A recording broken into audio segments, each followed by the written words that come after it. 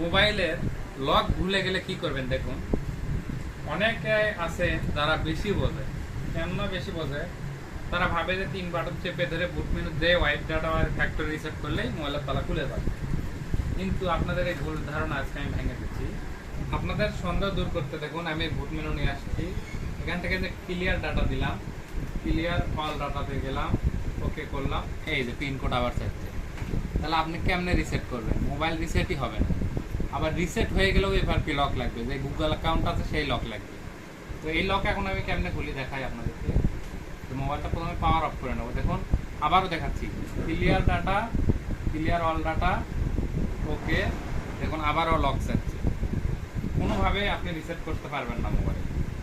আচ্ছা গেল। এসব আপডেট মোবাইলের ক্ষেত্রে এরকম হয়। মোবাইল পুরোনো মডেলের হলেও তারপর শাটডাউন দিলাম। এখন আমার সামনে একটা আনলক টুল ওপেন করছি। এখানে ডাইরেক্ট কানেক্ট করা যায় না।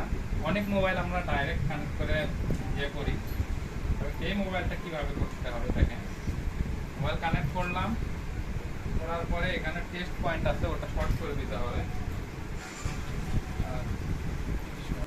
এই মোবাইলে এফআরপি লক, ইউজার ডাটা সব কিছু ক্লিয়ার করা হলো।